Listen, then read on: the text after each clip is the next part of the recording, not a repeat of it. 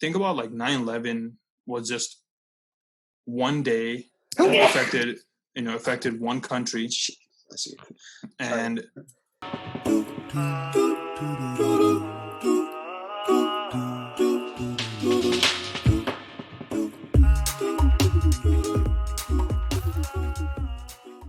welcome everybody, and welcome to episode 7 of the Void Experience. Today is a very special episode. We have my buddy Corey Bakshi joining in today. He's going to give his perspective on a few things and join in on our show and give his perspective on the greater whole of the world. As always, please hit subscribe at the bottom. Follow us, help us out. Help us grow that following. If we hit 100, you know what Nolan's going to do. Yep. It's just the suspense is just building at this point. I just kind of want to get it over with. So please help us out. Let's make it happen. Yeah. Once again, we have Nolan and we have Bibhor here at the bottom as well. But Corey, if you don't mind, let's get started. Let's get into the. Sure. Tell us about yourself, please. Yeah. Well, thanks for having me on, guys. So my name's Corey Bakshi. I'm a second-year medical student at Western University in Pomona, California. Before I started med school, I was working as an EMT. After that, I worked as an ER tech and then a trauma tech. So I've kind of seen pretty much everything that could possibly happen out there. Good stuff, bad stuff. I'm a second year right now. And this virus has kind of been changing things for everybody, including us studying medicine. We're supposed to go under rotations and start working in hospitals, and now we can't really do that. So we're kind of a little bit stagnant at the moment. So, with that being said, rotations being pushed back, does that mean your graduation is being pushed back as well, or is it just being done in a different way? It's definitely being done in different ways. So just like everybody's using Zoom right now, all of our classes are online. Rotations too. They're trying to make it an online platform to learn things. But I mean, how do you learn surgery or emergency medicine from a laptop, right? So I don't know. There's a lot of different things that are moving, a lot of moving parts right now. And we're all just uncertain. We don't know when the stay-at-home ban's gonna lift. We don't know all this kind of stuff is gonna change. So we're just kind of going with it, doing our best. That's interesting. That makes me kind of nervous just to feel I'm not sure if that's going to create a slower, I guess the workforce of doctors that we would normally see kind of going into it, if that's going to be pushed back or if that's going to change just because of this pause, I guess you will, I'm not too sure about that. Because just now, in a month ago, was when most fourth-year medical students graduated. So they would be moving into the workforce now. So they'd be moving into residency programs, which is where they learn how to work in their specific specialty. So I think they already have it all set up. It's just a matter of getting them into the hospital. You think there's more focus now on people wanting to study infectious disease over wanting to be more of a general practitioner or a surgeon or whatever? Has this kind of changed perspective of how people want to study? I think people that wanted to go into infectious disease, critical care, or emergency medicine, I think it just solidified their desire to want to do that more. I don't necessarily think a lot of people that wanted to do dermatology or orthopedics or something they want to move into a more acute setting. It's kind of what your interest is and how competitive you are to get into that specialty. That really determines where you end up going. So for me personally, I want to do emergency medicine. That's what I've known for so long. That's what I enjoy. And this just helped me kind of spark more interest in wanting to do that. I want to be out there now, but I have to wait to finish the rest of med school to get there. No, that makes sense. It's crazy right now though, for sure. Yeah, it must be tough. You're saying, how do you learn such a hands-on practice right now over Zoom? It's how is that going to resume once you guys, is the semester going to just continue online, or is it going to be, resumed in the fall, I guess, or, it's kind of like that for sports right now too. Yeah. Everything's kind of just put on hold. Same thing with us though, they're trying to do the best they can with what they have. So, I'm sure there's be a way to make sure we graduate on time, but also get the education we need. So right. I'm not too worried. They need help in hospitals. So I feel they're going to start letting students go in there as soon as they think it's safe. Yeah. PPE and all that kind of stuff ready for us. That's the flip side. Have they offered anything as far as can you help out or jump on board to kind of be an extra hand, maybe like as a Yeah, so a lot of the fourth years are supposed to start residency in like 4 or 5 months. They've been pushing it up so they can start earlier. And then like in California, Governor Newsom started this thing called the Health Corps. So if you have any experience in medicine, whether you're retired or like personally, I was an EMT. If you have any experience in medicine, or if you're a medical student, nursing student, anything like that, you can sign up to the Health Corps to go help out at hospitals that are impacted.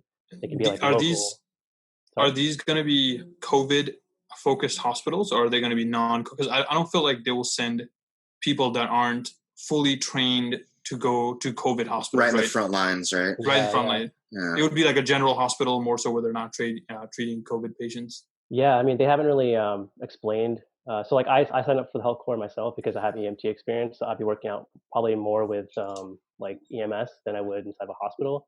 But in the details on there, it doesn't really say like, oh, you're going to go to a COVID specific hospital. But I'm sure if they did send you to one, they wouldn't be like, you're going to do a ventilator. Yeah, or yeah. like that. They'd be like, oh, you're gonna, like help on the phones or like, I don't know, grab like towels or something like that. I don't know, you know. So, but I mean, not to say that's not important. Obviously, all those jobs are very important to make everything work. So you think for right now, for all EMT personnel, they also have to wear protective gear? Yeah, they do. So like, if they get a call for a patient that has flu-like symptoms, the dispatcher will tell them like use universal precaution, which is goggles, mask, and gown. Okay. So when they call, like anybody calls 911, the dispatcher will ask them like, do you have a fever? Do you have cough? Do you have like any symptoms that could possibly be related to COVID? And then like, have you traveled outside the U.S. recently or specifically Wuhan? Yeah. So then like all our EMS, they have some kind of heads up before they get there. But like places in like New York and stuff, they're getting like hit so hard. Like their EMTs and paramedics are getting like infected pretty easily just because they're seeing a higher volume of patients. So yeah, it's scary. So if somebody is working and treating people and they get infected themselves, they are able to continue working. Like they're not gonna send them home. Yeah, I mean it depends. Or how does that work? It depends. So if they have symptoms, they're gonna get them tested. Because like if you work in the ER or the ICU, you're going to be exposed no matter what. So they're not going to immediately test you until you have signs or symptoms. So from what I've been reading, I'm not 100% sure with this, but they're testing you. But while you're getting tested, you're still working. And then if you come back positive, then they send you home for quarantine. Okay, So, that has to be a huge issue because I mean, they're literally treating people every day that have it. Like I feel like it's only so much you can do. Mm-hmm. That's where a lot of the pressure comes in right now for like where they were saying like New York doesn't have beds and stuff, ventilators and things like that. Also, it's like you're also losing staffs that are on the front line. So you're like, yeah, that's what we saw in like Italy.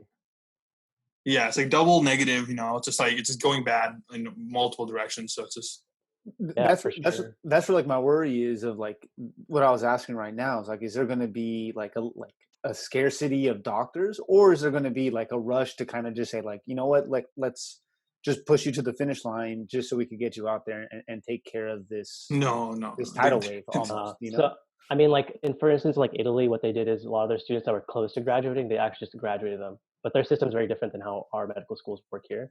So I don't think they'd be like, I'm a second year. Okay, you have done no clinical experience in medical school. Just go ahead and start helping people. Like, they're not going to throw you into a surgery. Some kind of standard of care. Yeah, they'll create more problems. If I was in that position and I had to go out in the front lines, I'd probably just be like, all right, I'm over it.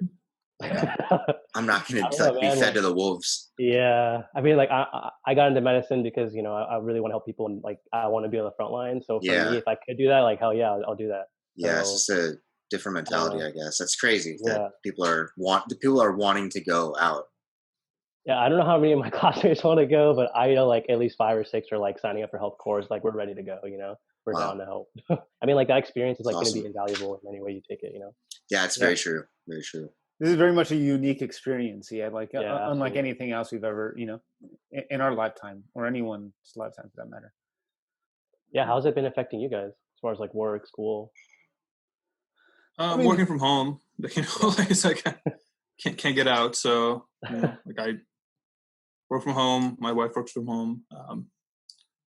I think that's pretty general for everyone that still has a job right now. So right, we're lucky to have.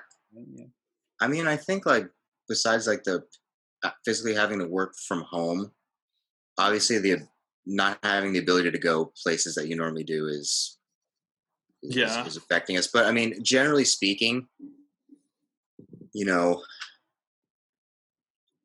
do we really go out that much? I mean, it's not, that's not really the hardest aspect of it, right? What would you say is not being able to go? What would you say is the hardest aspect of it for you?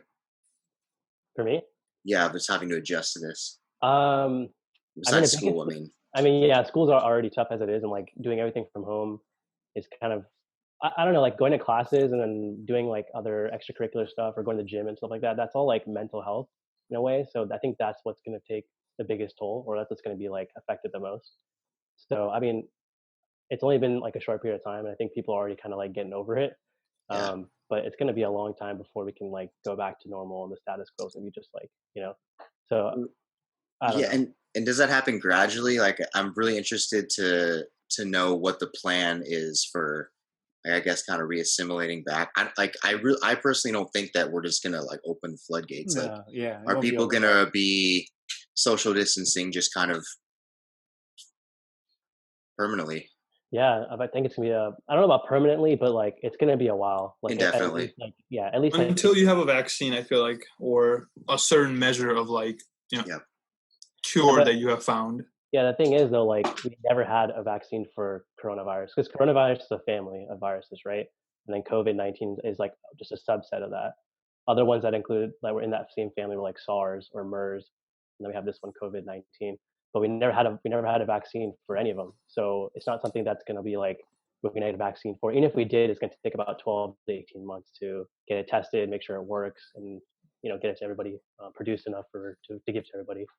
The thing is, honestly, like the dirty secret is that everyone's going to get infected. that's what I Um, heard. the thing is that we can't all get infected at the same time. That's when we have a cold collapse in the entire healthcare system. I mean, we can already see right now that there's not enough beds, not enough room, not enough ventilators, not enough medicine to even like put the tube into your mouth without you like feeling the pain. So all these things are going to be like 100 times worse if we all got infected today, tomorrow, this week. So the Yeah. whole point of this is to like get people infected slowly. That's the point of this whole flatten the curve thing. And Is that eventually also drawing it make out though? Sorry, Yeah, it definitely could draw it out, but it's the only we we safe way. can't we, It's we no other can't exactly, options. yeah, exactly. There's no way to handle it with a mass surge of like people. Preventing a complete collapse of, not a collapse of the healthcare system, but just complete lack of personnel and beds. It's just not Honestly, gonna. more people would die if that happened. Yeah, We'd absolutely. have to be like, all right, we have 5 beds and we have 85 people standing here. Who do we choose? Yeah, we got to play the long game and just You kind have of to hope that choose. we Yeah. ride it out better. Yeah, I mean that's so what Italy had to do. They got overwhelmed to the point where doctors were choosing like, hey, this person, I don't think this person's gonna make it. Let's not give him the ventilator. Let's give it Wow. to this person instead. You know. So, Wow. and right now the rate is like 80% death if you're on a ventilator. So it's If it hard to gets really to the die. point where you need one. Yeah. So most Oh patients that wow. end up getting on a ventilator, 80% of them will pass. Do you know the percentage of total cases that people need a ventilator? That I don't know. I don't know off the top of my head. Yeah. I mean, from your personal like opinion, do you think like the preventive measures, like as of right now, are enough? Yeah, I think so. I think we could do more. I mean, the government would have to do more, and that's not something that people in the U.S. would be cool with. You look at other places like China, or you look at like South Korea, where they're tracking people, or they're literally telling people to stay inside. You get a fine if you don't.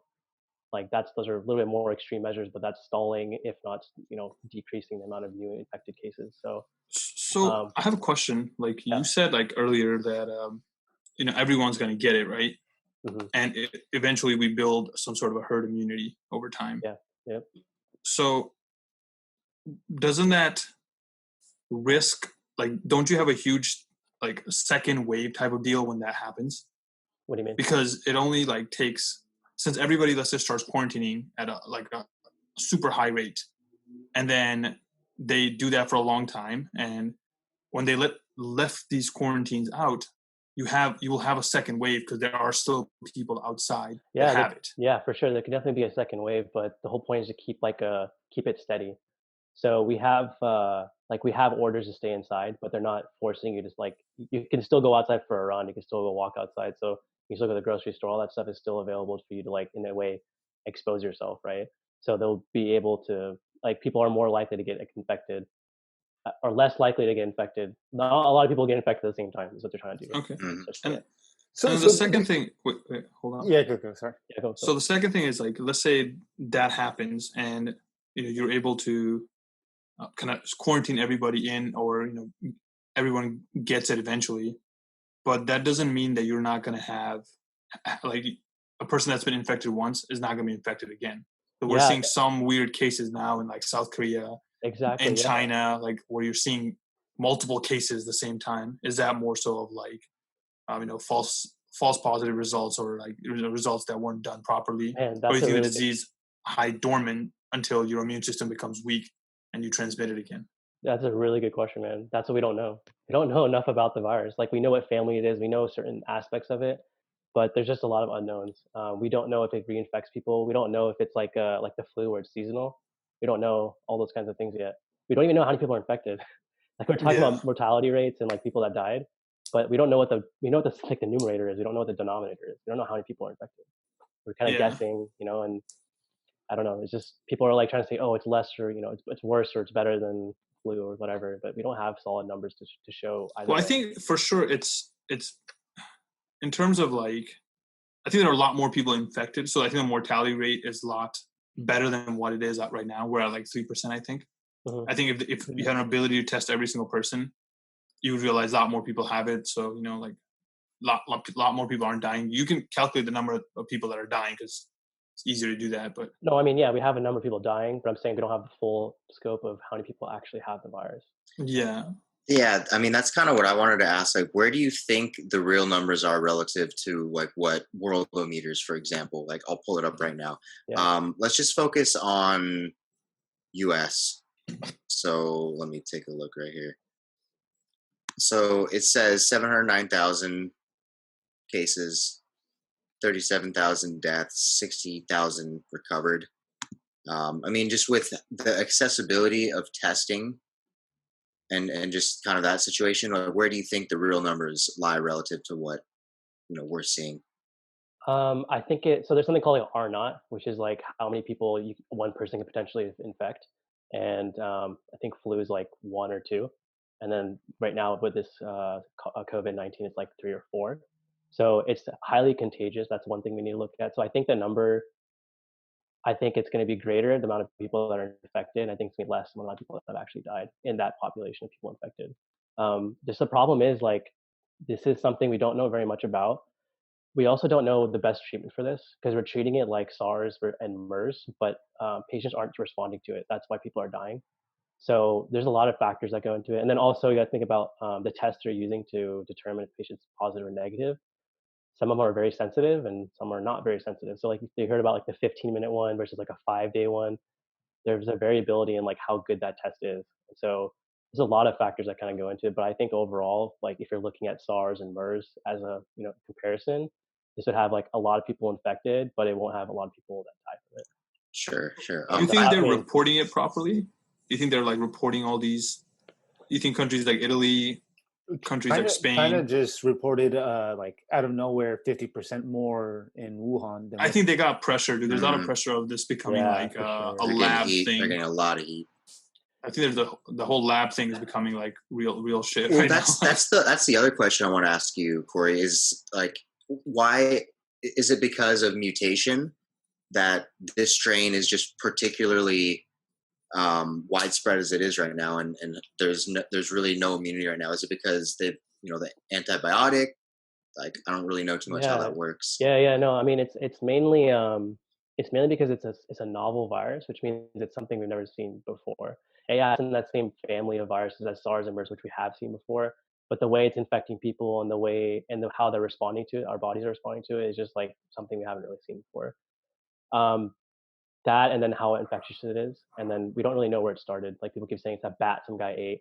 That wasn't 100% confirmed, and Yeah. like what I mean, like some say it's like a lab in a lab or factory, whatever, in Wuhan that or the U.S. government had army soldiers that dropped it off there. Like, we don't know any of that kind of information. So it's tough to say. That's funny that you say like the bat type of idea. I mean, that's possible, right? I think that's how HIV was transmitted to humans, right? From a monkey, right? Yeah. Yeah, there's a lot of that. There's a lot of ways that they're transmitted, but I don't think it was the bat. Bat was the host or the vector for it. Sorry, they carry the virus, but I think it came from. They're reporting it came from a pangolin, which is like a scaly. Like a lizard type. Some sort of exotic animals Yeah, it's from an a wet exotic market. animal. And then that got to a human. Yeah. Yeah, and it's something that they shouldn't be eating raw, like in like some random wet market, So this could have existed in animals long before. Oh, dude, for sure. There's like millions, if not billions, of viruses in animals that have not infected humans, but that if they did, they'd be really bad for us. Catastrophic. Holy shit! They're just like live hose constantly That's walking scary. around, just waiting for us to kind of. It's just little bombs, eat it. big bombs waiting to go off.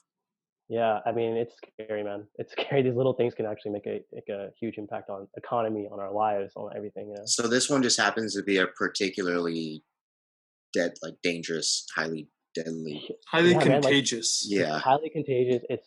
I don't know, man. Like the people, like I have an old charge nurse I used to work with. She decided to do travel nursing, and she went to New York to go help them out there because it's like overwhelmed. Wow. So she's in the ER right now, which they're treating like an ICU.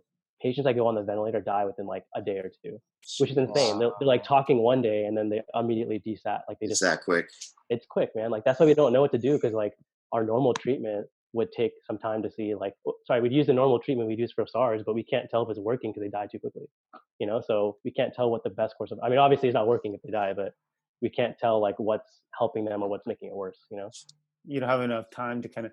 I heard a story of I think a New Jersey police officer or New York police officer who was working the morning of and was trying to go to work, and they ended up forcing him to go to the hospital, and by the end of the day he died.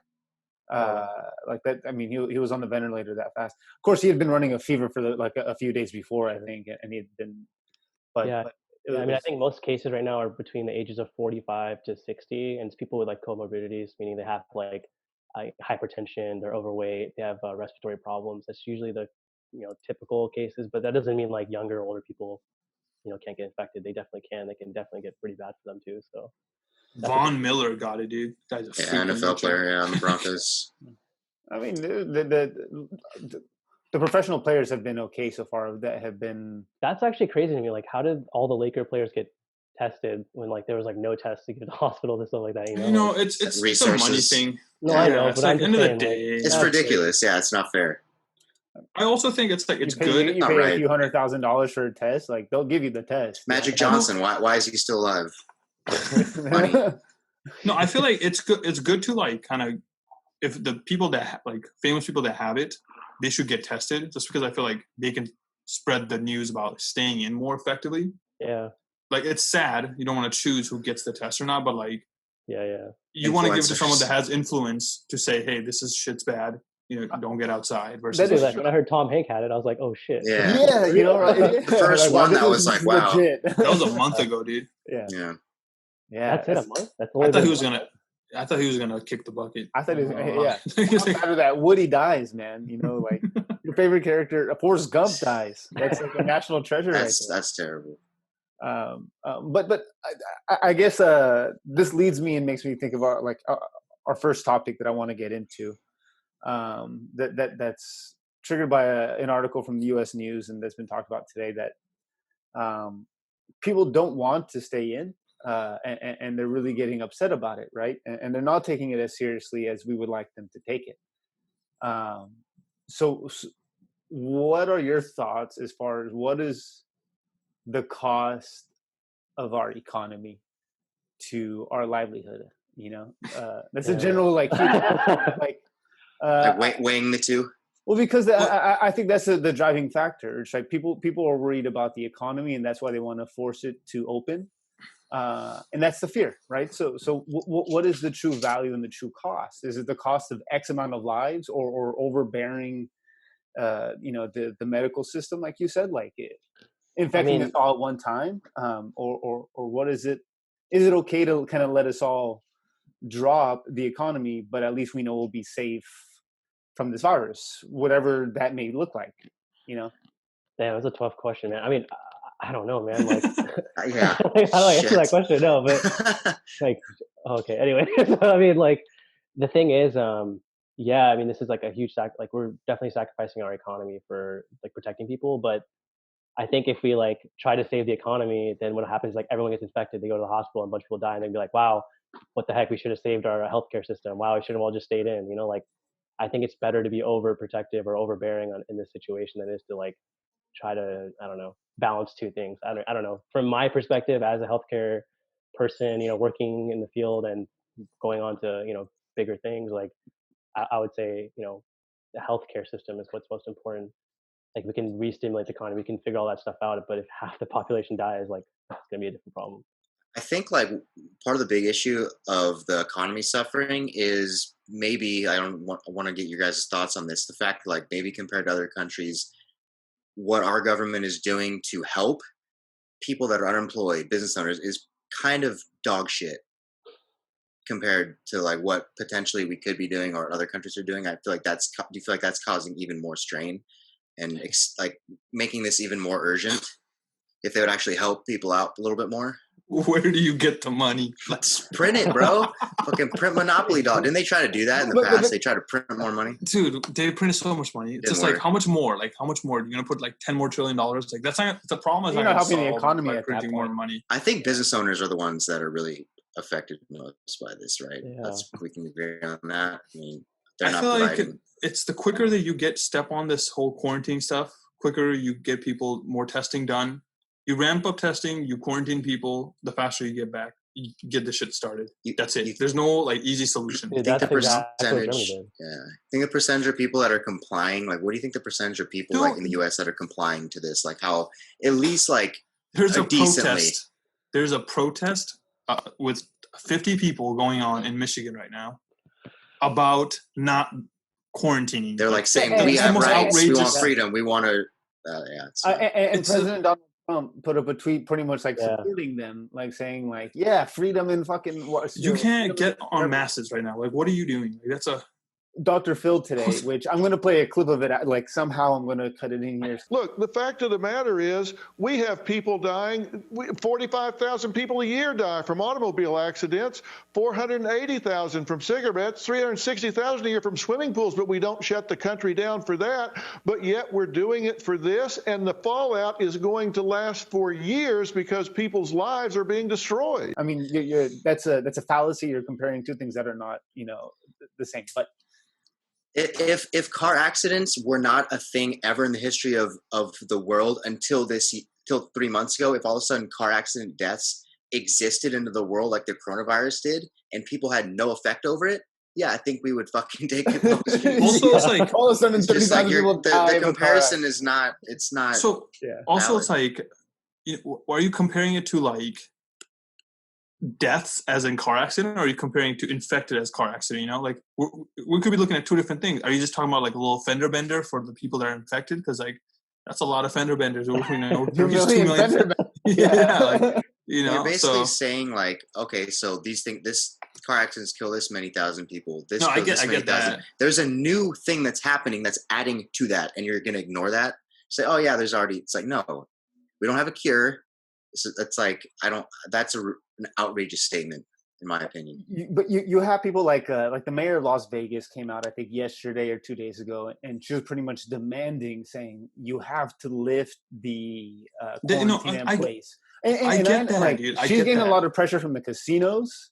Obviously, yeah, like, oh, give me a break. But no, I'm saying like, but your entire economy is going to crash. Like, you have to like, what I don't get is like, the cure can be worse than the disease. Like, well, what level?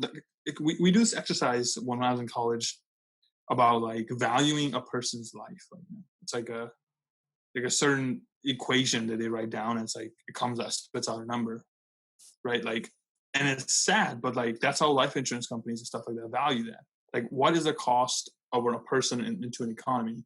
And if that cost is less than I guess you started, or whatever that is. But I get it. At the same point, it's like, I mean, like, you know, you could start another outbreak. And how cluster Vegas is, you know, people come in and out. It's just, I don't know. it's tough. I don't know, man. When you start talking about like how much someone contributes to society or what their value is, like their lives value, like their life value, that's like that's pushing into a territory like ethics, and it's just like, Well, you know what I 100%. mean? But Like, I'm glad that you brought that utilitarian. up. Yeah, super What if you're utilitarian. labeled non-essential? How does that make you feel? yeah, Like you're but I mean, I non-essential. get what you're saying though. Like, at what point do we stop like this ban? Like, at what point is it okay? This is enough. We have to turn back. Like, you know what I mean? But So like, if you really think about it, it's existed for a long time. Like, like insurance companies, they do this all the time. Like, they give life insurance. They have to value what your life is worth. yeah, It's not a new concept. I'm sure like the sum of everyone's life value equals, I think, to like the GDP of a. So something related to Someone that. has It's had to like, quantify. yeah, That, right? But at the same time, you know how like they essentially do an appraisal, like the health insurance life insurance companies, they yeah. come and like essentially value, how much you pay based on your health. Do you think that now, like, let's just say we don't really see any cure, immunity in sight, any solution? Are they going to now change the way they evaluate people now based on that? Like now obese people with like they're going to They already totally do have that to, though. for sure. they're going to have to pay Yeah, big for now. sure, They're going to have to adjust 100%. it now just because this new landscape that we're dealing with. I mean, Yeah, actually, like no. I don't know, because I feel like I mean, we don't know very much about the virus itself to see if it's something that you can like reinfect someone else with later, or if it's gonna like remain dormant then come back out again. So I That'd be the mean, worst, dude. yeah. So we don't really know that. So until we know that, I don't think that can be a factor in like future. You know what I mean? Like If- if it does like lay dormant and come back out, I mean that's like how That'd be the absolute So, I the mean, worst thing that can happen. Like imagine right when you're sick at your weakest point, boom, yeah, just comes out of the corner. Like yeah. I don't know, man. That's really tough to think about. Yeah, like at what point do we like mitigate the risk of like, okay, let's like I've heard about the antibody test, which I don't understand because you can get reinfected. Like they want to just, I guess, people who have some sort of immunity, they want to send them back into the workforce to restimulate the economy. trial and error, dude. It's just a bunch of trial. Yeah, and it's error. like what is the best strategy? Like really, like to quarantine, mass testing, Okay, and then you slowly But start we don't know economy. yet. Honestly, like, the China's best. just like getting out of it, yeah, and we don't know if they're going to have another like round of infection. I don't know if now we that can they're take coming out of what it. they're reporting Yeah, seriously at I was all. going to say China. I don't know if they're the most credible at this point because of how they handled the initial infection. They cleaned everything up before anybody could come there and test out like where is this from, what's the strain. They just cleaned all that shit up. Like that's not normal protocol. I think they did that because of the whole like SARS issue and all that stuff. They just wanted to like Or it's a back lab another thing. We table. don't know, dude. Yeah, we don't know. But what Don't I can tell know. you though is Germany is coming out of it because when they first heard about it back in like November, December, January, they just made all their pharmaceutical companies start producing mass amounts of tests. So they were able to test a mass amount of people immediately. And the only two places they were getting infected from like Austria and like Italy. So people from Germany returning from those areas from like skiing and stuff. Those were like younger people too, so they were less likely to pass away. So So Germany is like the country that's had the most most percentage of people tested. they've had the most, and then South Korea. They're the two that are kind of like coming down from this. No. That's the country that's handling it the best right now is New Zealand. I mean, Oh, no, my she's report getting a lot that of I read, flack. Germany, that they're handling it the best. But I mean, I'm sure they're all like on the same page as far as like mass amounts of testing, which needs to be done. So That's the ideal way that's to the do it. key. Not I the don't key, think Yeah. but that's what we should be doing. what we should be doing is more testing, and then there has to be some way to track people that have been infected. But that's all like the privacy issues and all that stuff. It's gonna be hard to do. Right, because you can't troubleshoot and work on anything if you're not getting accurate data, right? Exactly. Yeah. That's my point of it. At least that's how I see it. So this leads me to my next question actually, and it revolves around an article that was published around hungry families are pushing America's food banks to the limit. Do we got this? I don't know. Again, all the articles are in the description if you guys want to click on it. But this makes me think of kind of like the black swan effect. I'm not sure if you guys are familiar, but it's a book by Nassim Taleb that essentially talks about that the big things that we think are huge impacts in our life are actually not that impactful, but more so the ripples that come from that impact. For example, the Twin Towers in 9/11. We all remember that day, though that wasn't directly impactful to most of our lives. We weren't in New York. The ripples of that is what was truly impactful to our individual lives. Yeah. So, what are your thoughts, or what do you predict the ripple to be in the coronavirus, right? How is this going to essentially change the world as we know it, in your eyes, moving forward? And I think of food supply. I don't know, because of this, and I think of the scarcities that this can cause. But I'll let you kind of. I think like prices at restaurants are going to go up because restaurants can't seat as many people because of different social distancing measures they have to take. So price, and I think most goods will go up just because optimization is not met fully, just from like every type of different things, like being able to host people, things like that. I think work culture is going to change drastically. Like people are going to be able to work from home easily. They figured out, hey, people are going to be just as productive. But think about like 9/11 was just one day affected one country, and affected one or two countries at most. Where this is, affecting every single country in the world. It's the whole global production has completely stopped, basically for a month last month. So, it's a huge impact, and we're still going to see the effects in the next coming months when we slowly start to like open things back up. It's interesting, though. I mean, like I would say that 9/11. I mean that caused, we shut down. For a few days. Yeah. It's not. I don't think it's even comparable. Like it's just not even comparable at all. Okay, let's use that as an example. That happened 20 years ago, 19 years ago, right? Just about. Yeah. We're still feeling the effects of that, are we not? Are we not as a country kind of like tentative against like terrorists and terrorism? Isn't the fear of that like, the Patriot Act? No, I mean now people could see a lot more of your information because of yeah, we're affected by that still. Things, yeah. 20 years later and probably well beyond. I think the effects of this will be lot greater than any other things ever. Primarily, like in the healthcare, I think will have a huge impact. But I think we're not, it hasn't ended yet. We don't know what's going to happen until like 10, 20 years down the road when we reflect back on this. Yeah, I think there's going to be a huge shift. Like, I'm sorry. I was just going to say that there's going to be a huge shift, and it already is happening, of businesses just working more toward the contactless interactions. I mean, like the service industries, especially.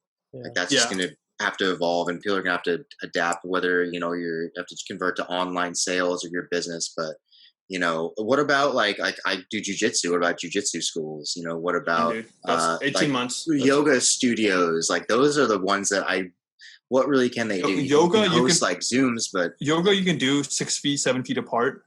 Jiu-jitsu you can't do. I feel like that's too like. No, you have to be in contact. No, that's the yeah.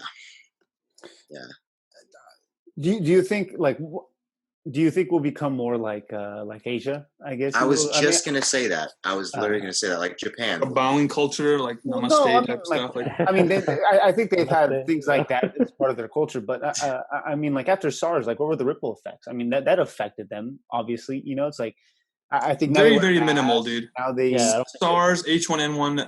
If you really think about it, like I don't even remember like most of it. Like H1N1. I was like, wait.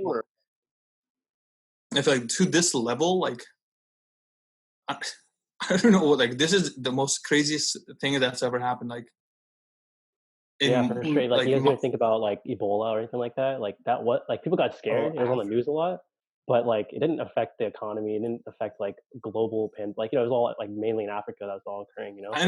And the death rate is like huge. It's like, if you get Ebola, it's like you're I feel like you're fucked.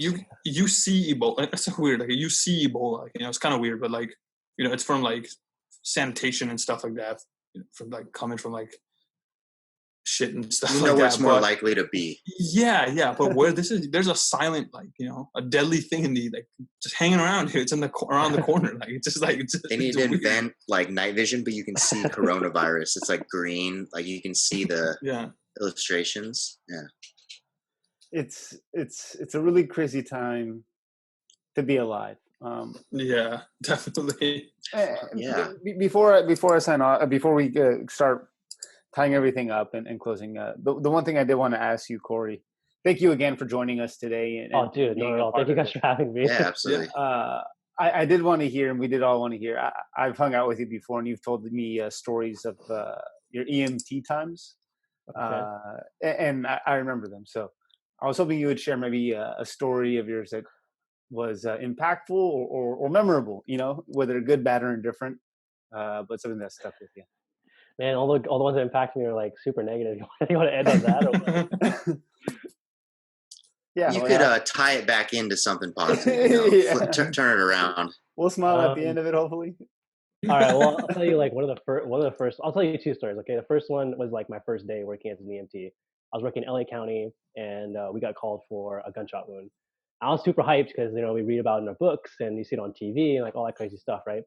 And so we got there, we get like onto the street, we're driving down, and then we see like this sheriff and like he's like pushing on something on the ground. Like, what the hell is this guy doing?